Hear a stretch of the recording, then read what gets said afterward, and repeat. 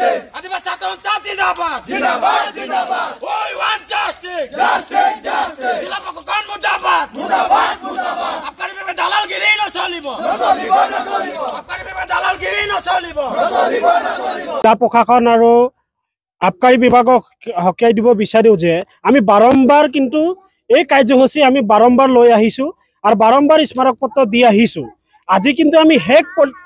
ধৰ্ণা কাৰ্যসূচী যোগে দি আজি স্মাৰক পত্ৰ দিব আহিছো যেহেতু জিলা প্ৰশাসন আমি দাবী জনাই আহিছো যে অবৈধ যিবিলাক চুলাইৰ ব্যৱসায় যিবিলাক লালিগুৰৰ ব্যৱসায় আৰু যি গ্ৰাম্য আৰু বাগিচা অঞ্চল যেনে ধৰণৰ ড্ৰাগছৰ মানে ৰাগ কৰিব বিচাৰিছে শিক্ষিত যুৱক চামক যি শিক্ষিত ছাত্ৰ ছাত্ৰীসকলক তেওঁলোকে ড্ৰাগছৰ সেৱন কৰাৰ ফলত স্কুল যাব এৰিছে কলেজ যাব এৰিছে ইয়াতকৈ আটাইতকৈ ডাঙৰ কথা আমি মানে আমাৰ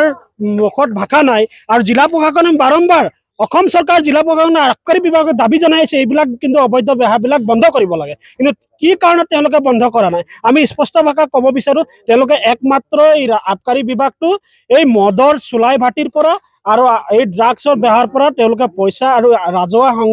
ৰাজহুৱা ৰাস এই টেক্স তেওঁলোকে সংগ্ৰহ কৰিবৰ কাৰণে আবকাৰী বিভাগটো তেওঁলোকে পৰিচালনা কৰি আছে আৰু এই আবকাৰী বিভাগটো তেওঁলোকে যদি অতি শীঘ্ৰে যদি ভাল ধৰণে পৰিচালনা কৰিব আছে যদি কৰক নহলে আবকাৰী বিভাগটো বন্ধ কৰাৰ আমি দাবী জনাইছো আৰু আপোনালোকে চাব যোৱা কেইদিন পূৰ্বে খনিকৰ চাহ বাগিচাত টিয়ক থানা অন্তৰ্গত খনিকৰ চাহ বাগিচাত নিৰু ফুলমালী 22 বছৰ মহিলা 2 গৰাকী ছোৱালী সন্তান আছে তাৰ নিজৰ গৃহকে মাদক দ্ৰব্য সেৱন কৰি কিন্তু মৰিয়াই হত্যা কৰিলে আৰু কেইদিনমান আগত আপোনাৰ ডালিম খনিকৰ টেকলা লাইনত আপোনাৰ নিজৰ দেৱ শিশুটিক ছোৱালী কন্যাক তেওঁ মাদক দ্ৰব্য নিচাৰ যুক্তত ছোৱালীক লৈ পুখুৰীত পেলাই হত্যা কৰিলে আমি ভাবো এই হত্যা কিন্তু তেওঁলোকে কৰা নাই জিলা প্ৰশাসন আৰু আবকাৰী বিভাগে তেওঁলোকক হত্যা আমি হেক 2 ঘণ্টা ধৰ্ণা কাৰ্যসূচী আমি স্মাৰক পত্ৰ প্ৰদান কৰিম আৰু ইয়াৰ পিছত আমি 7 দিন সময়ৰ আমি চাম তেওঁলোকে জিলা প্ৰশাসন কেনেধৰণৰ পদক্ষেপ লৈছে যদি কোনো ধৰণৰ পদক্ষেপ গ্ৰহণ নকৰে আমি কিন্তু বাগিচা অঞ্চলৰ গ্ৰাম্য অঞ্চলৰ ৰাইজক সজাগ কৰি আমি ৰাজপথত ওলাই আনি আমি কিন্তু ডাঙৰ আন্দোলন গঢ়ি তুলিবলৈ বাধ্য হ'ম।